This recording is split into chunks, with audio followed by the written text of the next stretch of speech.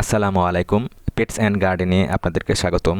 আমি আজকের ভিডিওতে দেখাবো কিভাবে ছাদের উপরে অল্প খরচে গাছ লাগানোর জন্য কংক্রিটের টব বানাতে হয়। আপনারা খুব অল্প খরচেই ইট, সিমেন্ট, রড, বালু দিয়ে নিজের ইচ্ছা মতো করে ছোট বড় করে কংক্রিটের টব বানাতে পারেন এবং এই টবে আপনারা ছোট বড় ফলের গাছ, ফুলের গাছ এবং শাকসবজির গাছ লাগাতে পারেন।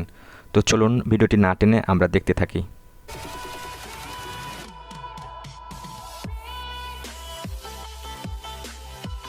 প্রথমে আমরা কংক্রিটের স্ল্যাব বানানোর জন্য রড কেটে নিয়েছি।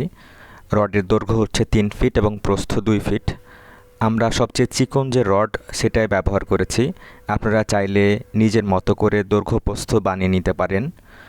কংক্রিটের স্ল্যাবটাকে শক্ত করানোর জন্য আমরা জিআই তার ব্যবহার করেছি। আপনারা চাইলে তা নাও করতে পারেন। দেখতে পাচ্ছেন আমাদের ফ্রেমগুলো বানানো শেষ। আমরা এখন ঢালাই চলে যাব। ঢালাইয়ের জন্য প্রথমে আমরা কাঠ দিয়ে ফ্রেম বানিয়ে নিয়েছি এবং আমরা অলরেডি ঢালাই শুরু করে দিয়েছি। আপনারা চেষ্টা করবেন স্ল্যাবগুলো ছাদের উপরে বা সমতল কোনো জায়গায় বানাতে, যেন এগুলো সমান হয় এবং শুকানোর জন্য পর্যাপ্ত রোদ পায়। আপনারা চেষ্টা করবেন ঢালাইয়ের সময় বেশি পরিমাণে সিমেন্ট ব্যবহার করার জন্য, যেন এগুলো মজবুত হয়। ইমন এবং ইব্রাহিম আমাকে এই কাজে সাহায্য করতেছে। দেখতে পাচ্ছেন আমরা অলরেডি 4টা স্ল্যাব বানিয়ে ফেলেছি। প্রথমে আপনারা রডের ফ্রেমটাকে কাঠের ফ্রেমের মধ্যে সুন্দর করে বসিয়ে নেবেন। তারপর আস্তে আস্তে ঢালাইয়ের মশলা ঢালতে থাকবেন। দেখতে পাচ্ছেন ইব্রাহিম ঢালাই করতেছে এবং ইমন তাকে সাহায্য করতেছে। ইব্রাহিম অনেক যত্ন সহকারে কাজটা করতেছে, ও অনেক ভালো কাজ করে। আমার মোটামুটি সব কাজ ইব্রাহিমই করে দেয়, ইমন তাকে সাহায্য করে। দেখতে পাচ্ছেন ও কত সুন্দর করে আগে ফ্রেমটাকে বসে নিল, তারপর ঢালাইয়ের মশলা দিয়ে আস্তে আস্তে করে চাপ দিয়ে দিয়ে ঢালাই করতেছে। আপনাদের একটা প্রশ্ন হতেই পারে যে আমি কেন স্ল্যাব বানাচ্ছি। আসলে আমার বাড়িটা একতলা, তো আমি ভবিষ্যতে এটা আমি 2 তলা বা 3 তলাও বানাতে পারি। তো স্ল্যাব দিয়ে কংক্রিটের টব বানালে আমি স্ল্যাবটাকে সরাই নিয়ে সেটা 2 তলা বা 3 তলায় নিয়ে যেতে পারবো। বাট আমি পার্মানেন্টলি যদি টব বানাই সেটা আমাকে ভাঙতে হবে, সেটা আমার জন্য অপচয় হয়ে যাবে। দেখতে পাচ্ছেন আমাদের স্ল্যাবগুলো বানানো শেষ। এটা পরের দিন সকালবেলা। স্ল্যাবগুলো অনেকটা শুকিয়ে গেছে। আমি এগুলোতে এখন পানি দিয়ে দিব।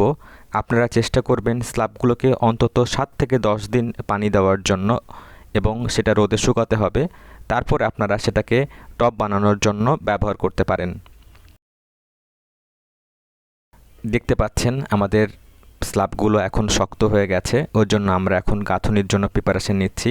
যেহেতু আমরা ছাদের উপর স্ল্যাবগুলো বসাবো, ওর জন্য এটাকে আমরা একটু উঁচু করে নিচ্ছি। আপনারা 3টা অথবা 4টা ইট দিয়ে উঁচু করে নিতে পারেন, যাতে ছাদের পানি সহজে এদিক থেকে ওদিকে গড়িয়ে যেতে পারে এবং কোনো ময়লা আবর্জনা না জমতে পারে। আমরা ছাদ থেকে স্ল্যাবের উচ্চতা 10 ইঞ্চি রেখেছি। আপনারা এটি কম বেশি করতে পারেন আপনাদের সুবিধা মতো। আমরা এখানে 2টা স্ল্যাব একসাথে জোড়া দিয়ে বসাবো একটি বড় বেড তৈরি করার জন্য। আপনারা চাইলে আলাদা আলাদা করেও টব বানাতে পারেন অথবা একসাথেও আপনারা টব বানাতে পারেন আপনাদের সুবিধা মতো। যেহেতু আমার বেশি স্ল্যাব ছিল, আমার 6টা স্ল্যাব ছিল, ওর জন্য আমি 2টা করে আলাদা করে বড় স্ল্যাব বানাবো এবং বাকি 2টা স্ল্যাব ছোট ছোট করে বানাবো, যাতে এখানে আমি শাকসবজি চাষ করতে পারি বা অন্য কোনো বড় ধরনের গাছ লাগাতে পারি। দেখতে পাচ্ছেন আমার বড় স্ল্যাবটি লাগানো শেষ। এর উপর আবার আমরা ইটের গাঁথনি শুরু করব। আমি এখানে মাঝখানে পার্টিশন দিয়ে নিয়েছি।